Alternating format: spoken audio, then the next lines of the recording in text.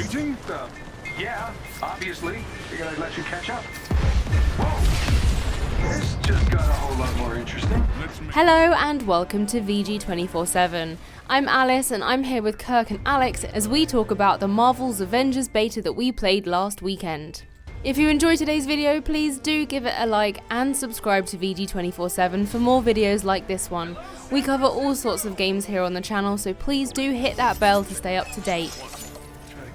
So the first thing we want to bring up is obviously the readability, which looking at the footage, I'm sure you can see, viewers at home, that it's quite difficult to understand what's going on most of the time. But we had a few distinct problems, didn't we? I don't think a lot going on is strictly a problem. Because, I feel like that's almost a staple of Marvel games, right? Marvel vs. Capcom, there's always loads of flashiness going on. It's always really over the top. But the problem for me, I don't know how you feel, is linked to a wider problem I have with the game, which is that so far in everything I've played at E3, in this beta, whatever, is all fighting robots. And then, Kirk, you were playing as Iron Man, and you had on sort of a grey, black sort of a Iron Man skin. It's going to have a name, right? It's going to be from some comic, but, not the red and gold. It was like a black and silver sort of skin. And the result of that was you looked the same as all the AIM robots that we were fighting. Yeah, exactly. Every one of you punched me at some point in that gameplay. Yeah, that was entirely because of what you were wearing. That's the only reason that happened. Yeah, and well, there's no team damage, unfortunately, so we couldn't kill him, right? But No. But it is that thing where you see what you think is an enemy off in the distance, so you start attacking, and then you go, oh, that's Kirk. Mm-hmm. I think games like Destiny and stuff, they're a lot more readable as well. Like, you can see what your teammates are doing.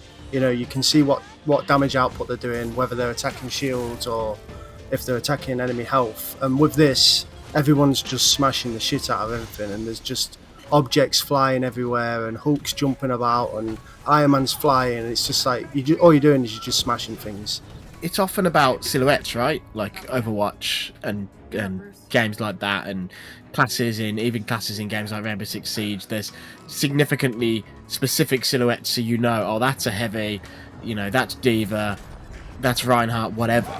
But because you're broadly speaking fighting these humanoid robots, it's all very similar, isn't it? I mean, there are bigger ones, right? But they are sort of the boss enemies that get rolled out. The grunts that you're fighting are all either drones, which they do look different to be fair, or sort of, I don't know, we'll see in the story, but it looks to me, and it makes sense with the history of AIM in the comics and stuff like that, it looks like they're robots based off Stark technology.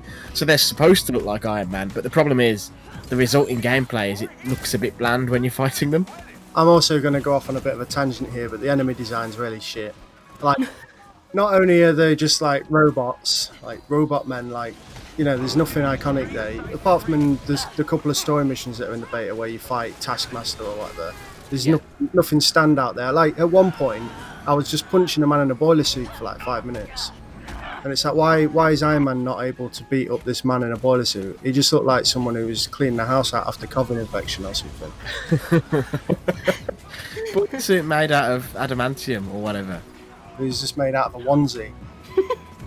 Yeah, it's just maybe as you get deeper into the game, you'll obviously be facing more and more interesting and unique enemies, but you do sort of look at these missions and go like, okay, we're fighting robots and drones again. Mm-hmm. It was very much just defeat waves, move to a different room, defeat a wave. Or even the first mission we did wasn't even move to a different room, it was walk to the door at the back of the room that you're in, and it was one room. I didn't think there was much variation to any of it from the enemies and from the actual gameplay. I guess that brings us on to our next point, which is about mission variety, right? Mm-hmm. We also did a mission called Green Threat or something like that, I don't know. It was meant to be like an iconic Hulk mission. It even said iconic in the menu. All it was is we go fight some robots that have got sludge on them. But I do want to say, Kirk, in fairness to the game, so obviously there were two other missions that we did in the co-op section, in the non-single player bit, and one of them was sort of in a bespoke environment, but it was very short, maybe 5 minutes. Obviously it'd be longer if there weren't all four of you, I guess. And then the other one was in sort of like a danger room VR style thing, so it was just like a boring room of blocks. And then this one, the iconic one, you were sort of fighting the same enemies, but you were at least fighting through a designed level. You know what I mean? Yeah, but you With say that objectives. it was a design level, but the objectives were punch this door. Like you just punch 5 doors, and then it's like it's not exactly mind blowing, is it? Come in and No. punch 5 doors. But I guess they want you to focus on the combat, and I get that. And I think it's a shame, actually, about the readability and about the mission variety, because I think the combat, when you get down to it, can be quite fun. These missions don't evoke anything. Like, you should feel really awesome playing as these characters. I wrote this in the first hands-on at Gamescom last year. I said, it feels like a really expensive, really lavish game. And that's true here as well, right?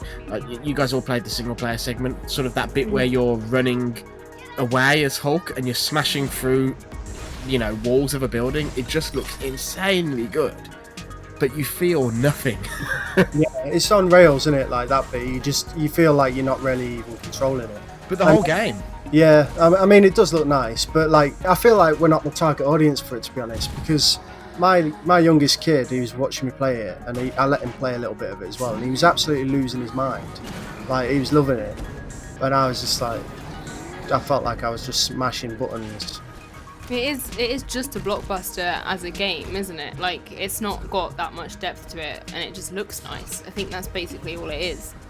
Yeah, But the irony is, I think, you think about other blockbusters in video games. You think of I don't know, right? Let's bring Halo Infinite into this, right?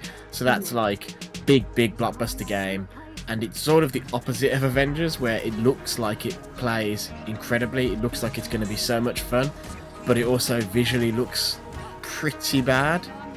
And Avengers to me is the opposite of that, where it's like, I get what you're saying, Kurt. Like, I think somebody younger who isn't thinking about it as much, and who has less experience with various types of game, but yeah, they probably will just sort of just be into the button mashing. But for me, I was just like, I want to actually feel like these characters. yeah. And it's like, he's not in this beta, but what I said apart from that opening mission, but what I said in that first hands-on is, I was like, it doesn't feel particularly good to be hitting normal guys with guns who are wearing like SWAT armor with Thor's hammer, and nothing really happens. It takes 3 or 4 hits. The hammer should just kill them instantly. Yeah. It's the Superman problem, right? It's like, if Rocksteady do make that Superman game that they've been rumored to make, it's way harder to make a Superman game than a Batman game, because all the things that make Superman awesome make him really boring as a video game hero. You just punch everyone into the sun as soon as you touch him or whatever. Yeah. I think it's weird because honestly, it's just like a really big budget Lego game.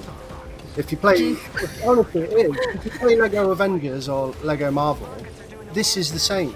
Like, you can co-op with your friends, and you can play as loads more characters. Actually, they all have their little intricacies to them, but you're just smashing square to kill things, and Yeah, that's it. I'm just kind of hoping for something kind of coordinated between the different kind of like classes as well. Like, obviously the 4 characters that you play as all have their own special unique abilities and stuff, and there doesn't seem to be any kind of meshing of them together. It's all very much, you're playing as a team, but you're just kind of doing your own thing. Yeah, the only time I noticed that was when whoever was Black Widow, I think it might have been you, Alice, was it? Yeah. You, every now and again, you'd make us all invisible, which seemed to have no effect on anything anyway. There were things like, I was playing Miss Marvel and Matt was playing as Hulk at this point, and at one point he did whatever Hulk's, I don't know, in Marvel vs. Capcom it's called Gamma Surge or something like that, where he rips stuff up off the ground and causes a little earthquake, and that lifts enemies up off the ground. And at one point, completely by accident, Matt did that, lifted an enemy off the ground, then I used one of my specials, which is basically a giant high five where her hand gets massive and just squashes people, and I caught the guy he'd lifted into the air and smashed him against the wall, and I was like, that was a cool moment. Yeah. But the game isn't built to encourage that stuff in the way some are. I think about, because it's a very similar game, I'm thinking about Anthem, and how in Anthem there's very much those cues where if someone hits with one element of attack and then you hit with another element of attack, they pile on top of each other and cause a reaction. It comes back to readability again, right? Because you can't really judge them instances because it's too chaotic. Like, it only happens by accident, and that's part of the problem, isn't it? Yeah, unless we just weren't coordinating properly as a team, which is, always possible. Yeah, but it might come in the end game, when it gets more complex as it goes on, when you start equipping to spec for certain like missions and stuff. Maybe the end game is better at that, but it doesn't onboard you very well. And maybe that awesome feeling that I'm talking about, where you feel like you are Iron Man, will come in the back half of the game, in the end game like that. But all I can say is I was a big player of Marvel Heroes, which was the free-to-play sort of Diablo-style top-down MMO, where you just buy characters, basically. That felt more awesome from the word go than this hugely expensive beta did, except for those few instances where it sort of took control off you. And Crystal Dynamics, right, they're really good at those set pieces. They spent a lot of time copying Uncharted. I don't want to sound disparaging when I say that. I think, you know, copying homework when it's as good as Naughty Dog's homework is a perfectly valid thing to do. But they spent a lot of time copying Uncharted, so they got really good at doing those scripted set pieces. And so the scripted set pieces that are in this game are great.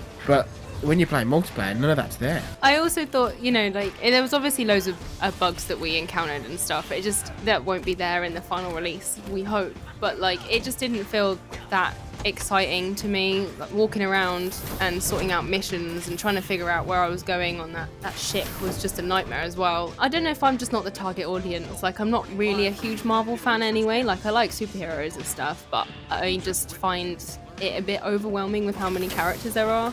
So maybe it's just not a game for me. I do think it's bad at introducing itself as well, though. Like that snowy tundra mission where you start, and you've got Hulk and you've got Miss Marvel, and the objective is to just go stand in a circle and beat up guys. And it's like the only way you can really do that if they're away from you is Miss Marvel just throws a fist at people, and Hulk just throws rocks at people, and you just stood in a circle throwing rocks at people. It's like this is how the movies go down, okay? They do stand in a circle at the end of Age of Ultron to protect that thing. Obviously, that mission is going to take place later in the game, right? It's not going to be the first thing out of the gate, because at that point in the story, clearly there's already been a rapport and the meeting of Banner and Kamala and all that stuff. So maybe they've got those bangers on the way to that, but it doesn't change that. It doesn't make a great impression. I think I said before, right? And this is going to sound extremely damning, but it is what it is, right?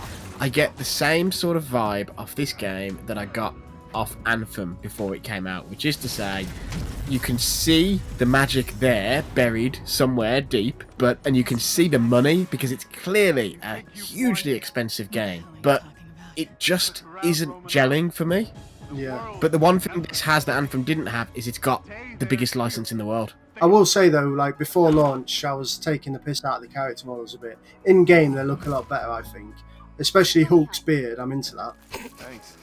Yeah, I think the character models are... Oh, that's something we should really talk about, though, is obviously they've got cosmetic changes to characters based on skins and stuff like that, and they're going to be, you know, having skins to unlock, and I'm sure they're going to be finding a way to squeeze some real money out. I don't know what they've said about that.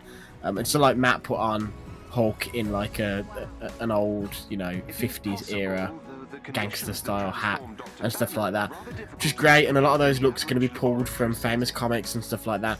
But the flip side of that is all this gear and equipment you're getting, it has no visible effect on your character. No, so there's not that moment of, oh, I've equipped a cool new repulsor on Iron Man and it's changed the way his gloves look. It's just, I've equipped a new repulsor and that means my DPS has gone up by 2. Yeah, and the game can choose the best equipment for you as well. So it's like it gives you this massive menu screen and it tells you all of the different stats and it's got all of the equipment that you picked up, and then it just says at the bottom like press L2 to put on the best things anyway. So it's like, well, why would you not just press that every time? Like, who? I don't know, maybe it's just because I don't care about gear, but like, if it doesn't change how my character looks, I'm not gonna make any choices that the game's not gonna make for me. Yeah, no, I know what you mean. And then it's just another layer of bullshit, right? Because you just gotta sit there dismantling all the bits that you don't care about between missions as well. And it's just like, well, I don't want to go through a menu and hold fucking triangle on something for 5 minutes, you know?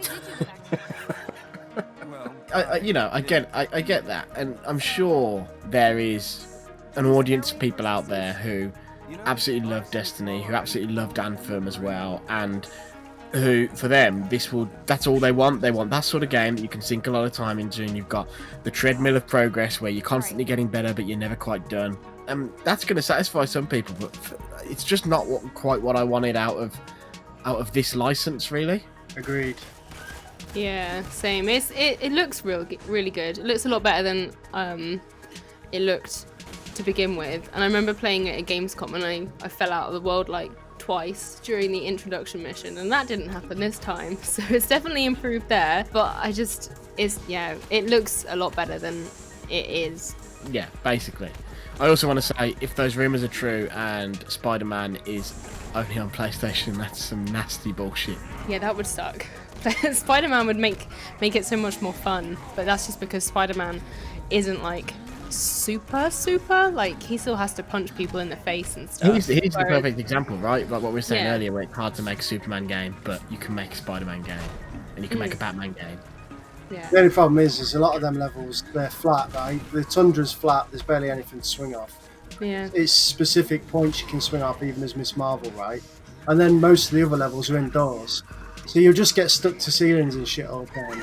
I bet you. Well, this rumor, just for context for people, there was a retailer that in Canada, I think, that put live a description of the PS4 version of the game that mentioned Spider-Man would be an exclusive character for the PlayStation version, which obviously would line up with the fact that Spider-Man was a PlayStation only, that was a PlayStation game. Only, right, isn't it? So. Well, yes and no, because Spider-Man is in Marvel Ultimate Alliance on the Switch. I guess. So I'm not quite sure how that works. Although the interesting question will be, if there is a Spider-Man in this game, and if it's PlayStation exclusive, is it going to be Insomniac Spider-Man? Is it going to be that version of Peter Parker? Yeah, maybe. If that's the case, it's BS. Well, I guess that's that then. Yeah. Thanks for hanging out and chatting with me today. I still want to play it, Do you?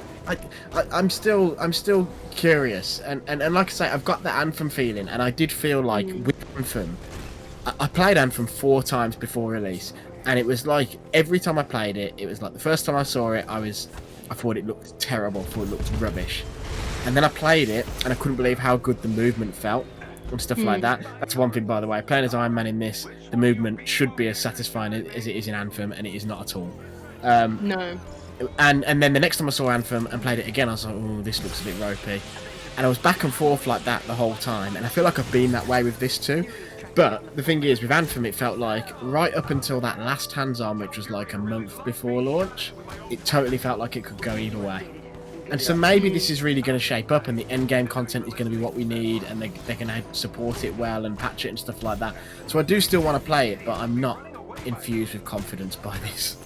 Yeah, Anthem did Iron Man better than Iron Man in this, for sure. Like, it felt better to fly those what were they called? Those freelancers in Anthem felt better to play than Iron Man in this. And yeah, like you said, you should be able to just one-shot someone with Thor's hammer or Hulk's hand, and you just can't. And it's just weird. It's just weird. When Hulk's having to hit a guy in a hazmat suit 12 times, like Kirk said.